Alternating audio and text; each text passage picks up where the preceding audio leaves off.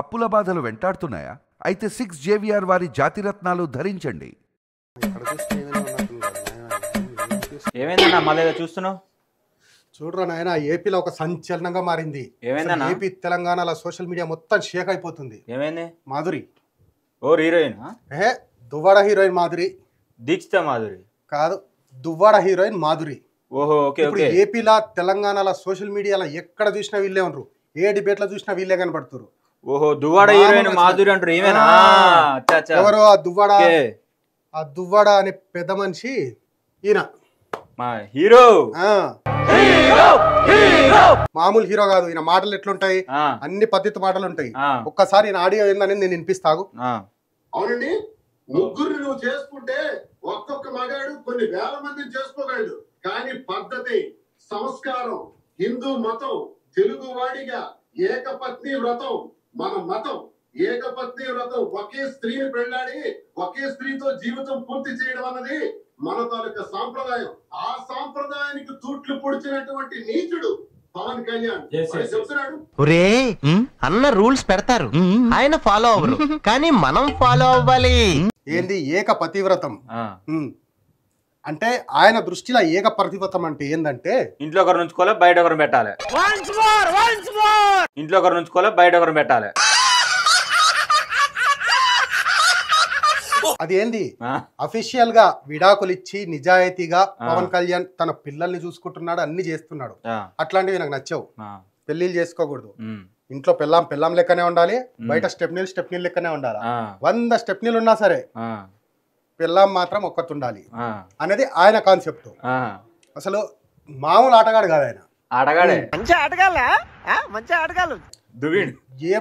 ఇంటి పేరే దువ్వాడని. ఎంత దూతొచ్చి ఉండాలి అసలు. ఇందులో సిగ్గుచేట ఏంటంటే ఈయన వయసు 30 ఏళ్ళు. 30 ఏళ్ళు. ఆయన వయసు ఎంత తెలుసా? 60 ఏళ్ళు. ఏం మాట్లాడుతున్నావురా?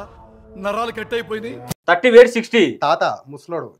తాత అయిపోయింది, అంతా అయిపోయింది, కొంచెం రెస్ట్ తీసుకోండి. ఆల్రెడీ మనవరాలు ఉన్నట్టుంది. మనవరాలు పెద్ద 2 కూతుర్లు ఆయనకి. 2 కూతుర్లో ఒక కూతురికి పెళ్లి చేస్తాడు, ఇంకొక కూతురు ఉంది. ఇంకొకటి అసలు దరిద్రమైంది ఏంటంటే మొన్న కన్న కూతురు ఆయన కలవడానికని ఇంటి దగ్గరికి వెళ్ళింది. ఇంటి దగ్గరికి పోతే సెక్యూరిటీ వాళ్ళు లోపలికి రాని వాళ్ళ. అవునా? ఈయన ఫోన్లు చేస్తే ఫోన్లు ఎత్తాడు.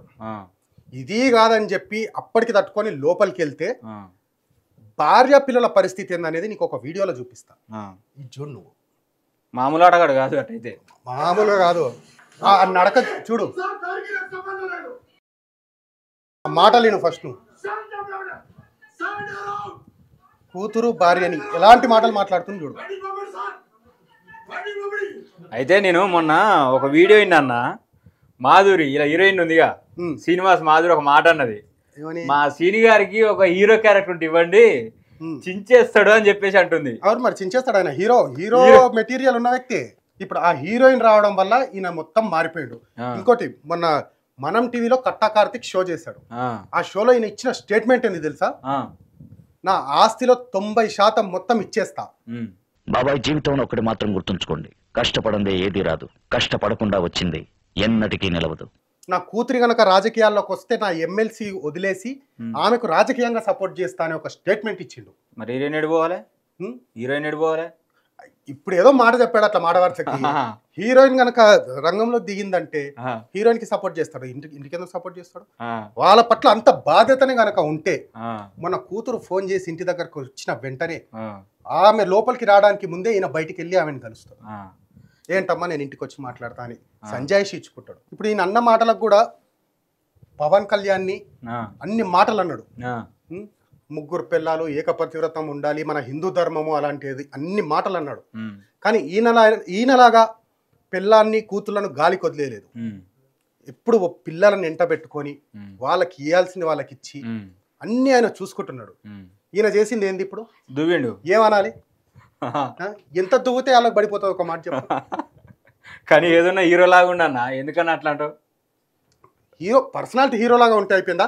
క్యారెక్టర్ కూడా హీరో లాగా ఉండాలి. హీరో హీరోయిన్ ఇద్దరు కలిసి సినిమా కూడా తీసిరంట.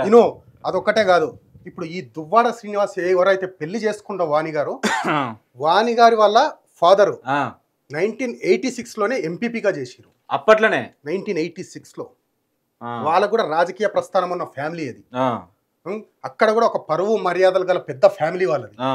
అట్లాంటి ఫ్యామిలీలో నుంచి అమ్మాయిని పెళ్లి చేసుకున్న తర్వాత నాకు డౌట్ అన్న, ఈ హీరో గారు అప్పుడు కూడా లవ్ మ్యారేజ్ అయినట్టుగా? లవ్ మ్యారేజ్ అన్న. ఎంపీపీ ఇప్పుడు ప్రజెంట్ ఆయన ఎమ్మెల్సీగా ఉండు. ఎమ్మెల్యేగా మొన్న పోటీ చేసి ఓడిపోయాడు, ఎంపీగా పోటీ చేసి ఓడిపోయాడు. కానీ ప్రేమలో మాత్రం ఎక్కడ ఓడిపోలే. అప్పుడు ప్రేమించాడు, అమ్మాయిని గెలుచుకున్నాడు, పెళ్లి చేసుకున్నాడు. ఇప్పుడు 30 ఏళ్ళ అమ్మాయిని ప్రేమించాడు, అమ్మాయిని పట్టేశాడు. ఇక మొత్తానికి ఆస్తి అంతా వదులుకోవడానికి సిద్ధమైండు తప్ప మాధురిని వదులుకోవడానికి మాత్రం సిద్ధం కాలేదు. హీరోయిన్ కాదని ఎట్లా వదులుకుంటాడు అన్న సీన్ అన్న? అట్లా చేస్తావు? 10 ఏళ్ళు అయితే ఆయన వయసు అయిపోతుంది, ఆయన ఎక్కడ ఉంటాడో ఏదో తెలియదు. ఈ వయసులో 30 ఏళ్ళ అమ్మాయి, ఆమె కన్నా ఇంతనన్నా ఉండాలి, ఈయన కన్నా ఇంతనన్నా సిగ్గు ఉండాలి. ఇప్పుడు ఆమె దొరుకుని పోయి ఏం చేస్తాడా? 60 ఏళ్ళని హీరో లాగా సినిమా తీస్తాడు చెప్తుందిగా. ఈయన ఒక్కడనే కాదు, ఏపీలో పెద్ద పెద్ద లీడర్లు అందరు బయటకు వస్తారు. ఇంకా పెద్ద సమస్య ఏంటంటే డిఎన్ఏ టెస్టులు చేపియాలి. ఏపీలో డిఎన్ఏ టెస్ట్ అనేది మొన్న విజయసాయి రెడ్డి ఇష్యూ చూసాం. సరిపోయింది, హీరో విలన్ కొట్టుకుని కమెడీని చంపేసినట్టు నా మీద పడతారేంటి? ఒక్కొక్కరు ఏపీలో వైసీపీ తరపు నుంచి ఉన్న లీడర్ల భాగవతాలు అన్ని బయటకు వస్తున్నాయి. వీళ్ళు అధికారంలో ఉన్నన్ని రోజులు ఒక పవన్ కళ్యాణ్ టార్గెట్ గా చేసి పెళ్లిల గురించి ఎన్నో మాట్లాడారు. ఈయన ఇచ్చిన ఇప్పుడు ఓపెన్ స్టేట్మెంట్ ఏంది? కార్తిక్ గారి షోలో ఆయన చెప్పింది ఏంటి? ఆస్తి అయినా వదులుకుంటాను కానీ ఈమెను వదులుకోను. పెళ్లి మీద కూడా ఒక క్లారిటీ ఇచ్చాడు, పెళ్లి చేసుకుంటాను చెప్పకనే చెప్పిండు. అది డైరెక్ట్ గా చెప్పలేదు, అంతేగాని ఆయన పెళ్లి చేసుకుంటాడని అధికారంగా చేసుకుంటా అంటుండు. వాణిని వదిలేసుకోవాలి, పిల్లల్ని వదిలేసుకోవాలి, ఒక బాధ్యత అంటూ ఏమీ లేదు. ఏమున్నా గానీ మీడియా ముందుకు రావాలి, సోషల్ మీడియా ముందుకు రావాలి, ఎవరిని పడితే వాళ్ళ మీద విరుచుకుపడాలి, అరాచకాలు చేయాలి, అదొక్కటే ఆయన టార్గెట్ గా ఉన్నాడు. నేను మొన్న ఒక ఆడియో విన్నా మనోడిది. ఏమండి సార్, మా పెట్రోల్ బంక్, మా మాధురి గారు పెట్రోల్ బంక్ ఓపెన్ చేస్తారా లేదా అని ఒక ఆడియో కాల్ విన్నా నేను. మరి అది మా మాధురి గారు అలాంటి మస్తు వస్తూనే ఉంటాయి బయటికి. అవన్నీ వినాలంటే మనకి టైం సరిపోదు, వేస్ట్. ఈయన ఇప్పుడు ప్రస్తుతానికి ఈ ఇష్యూలా మెయిన్ గా మనం తీసుకోవాల్సింది ఏంటంటే సూసైడ్ డ్రామా ఒకటి జరిగింది మధ్యలో. ఇప్పుడు ఈమెకి ఏమైందంటే, ఈమె పిల్లలు స్కూల్లో మమ్మల్ని అడుగుతున్నారు, డిఎన్ఏ టెస్ట్ చేయించుకోమంటున్నారు, మేము డాడీ పిల్లలమేనా అని నేను అడిగిరంట. సినిమా తీసినప్పుడు తెలవదా మరి హీరోయిన్ అందరూ నానా రకాలుగా అంటారని? అయితే అప్పుడు ఈమెకు మొత్తం డిప్రెషన్ లోకి వెళ్ళిపోయి కార్ తీసుకొని రోడ్డు మీదకి వచ్చింది. రోడ్డు మీదకి వచ్చి ఆమె వెళ్ళి గుద్దిన స్పీడ్ కి కార్ పల్టీలు కొట్టి పడ్డది. ఆగి ఉన్న కార్ని గుద్దింది. సరే, ఇప్పుడు వెళ్ళి రోడ్డు మీదకి వచ్చి ఈమె సావాలనుకుంటే ఎక్కడన్నా కావచ్చు, వాళ్ళ ఇంట్లోనే కావని ఎన్నన్నా కావని ఎవరు అడగడం. రోడ్డు మీదకి వచ్చి ఇంకొక ఆగున్న కార్ని గుద్దింది. అందులో మనుషులు ఉన్నారు. సినిమా లెవెల్ ట్విస్ట్ ఇచ్చిందండి హీరోకి, మామూలుగా కాదు. కావాలని గుద్దిందో ఏ మత్తులో గుద్దిందో ఎవరికి తెలియదు అది. కానీ ఆమె చెప్పిన మాట ఏంది, నేను సూసైడ్ చేసుకోవాలనుకున్నా, డిప్రెషన్ లోకి వెళ్ళిపోయినా, అందుకని నేను వెళ్ళి గుద్దేశాను అన్నది. ఇప్పుడు ఆ కారులో ఎవరో ఉంటారు, వాళ్ళకి ఏదైనా జరగరానిది జరిగితే ఎవడు బాధ్యుడు? సినిమా షూటింగ్ అనుకుందాం మరి.